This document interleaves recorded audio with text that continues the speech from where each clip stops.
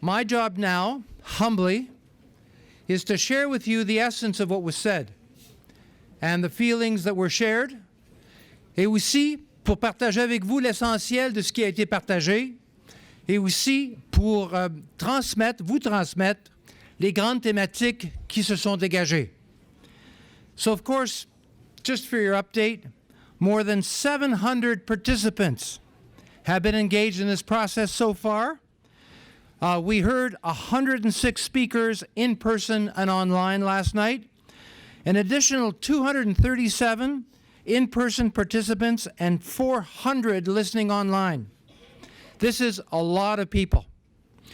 We heard from patients, and like you, I heard from their families, their caregivers, and health professionals, including doctors, naturopaths, and nurses.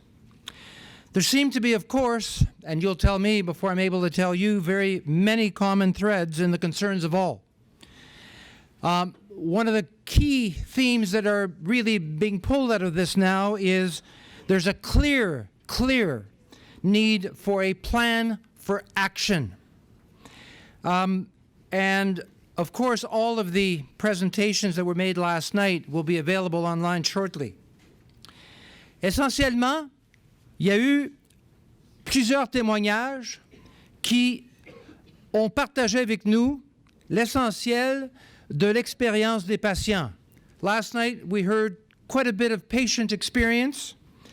We heard abandonment, dismissed, we're invisible, we're not listened to, we're accused of making things up, we're even attacked for mentioning Lyme. We're misdiagnosed.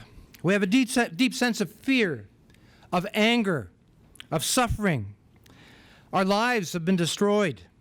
Huge costs many people have shared. Financial burdens, lifestyle, careers, family, many things shattered for many people with lifelong consequences. Getting Lyme disease and not being diagnosed properly, according to the stories that we've heard, is associated with bad luck and good luck. And many of you have said that we want to move towards good luck, but away from the realm of luck. Let's have our needs and situations addressed. You also said our medical system has failed Lyme disease patients. I was dismissed by doctors. Others said it has cost us our retirement. Les médecins ont dit, nous n'avons pas de la maladie du Lyme ici. Nous avons vu spécialiste après spécialiste. J'ai besoin de ma santé. Je veux reprendre ma vie. Doctors looked at each individual symptom and not everything as a collective. I was told it was a spider bite, even with the bullseye rash. Others who presented last night said, I was treated with ignorance and denial. Nous avons besoin de tests fiables et de médecins confiants. We're seen as a drain on the medical system. I was told it was all in my head. We need a made-in-Canada solution.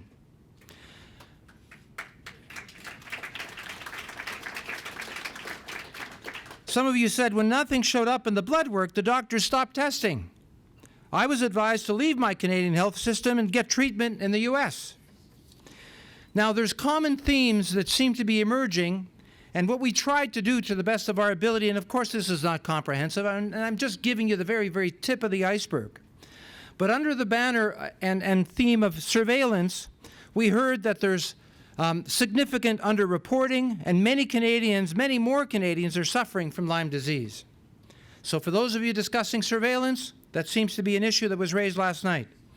Under diagnostic and treatment guidelines, many doctors are not recognizing Lyme disease and refusing to test. Early detection is essential, some of you said, and the burden of disease increases if it's not treated early. There's a notion that you raised relative to co-infection and multiple strains, that they need to be acknowledged and tested for. And of course, the recurring theme, we need Made in Canada guidelines now. Other common themes related to education and awareness is those who shared their stories last night said that Canadians are not aware, and there needs to be far more prevention and recognition of the symptoms. Vous avez aussi dit que la pratique médicale n'est pas aussi informée qu'elle devrait l'être. La maladie de Lyme stigmatise les patients, les gens qui l'ont, oui, et il faut changer ceci. We need simple, accessible, standardized information that's appropriate for what's going on in Canada and infecting or involving Canadians, of course. There's a Lyme disease toolkit that really is necessary for all health care professionals. So, ladies and gentlemen, I know there are many, many more ideas and stories of wisdom, determination, and courage that were shared with us last night. And please join me in again thanking those who had the courage to share them with us.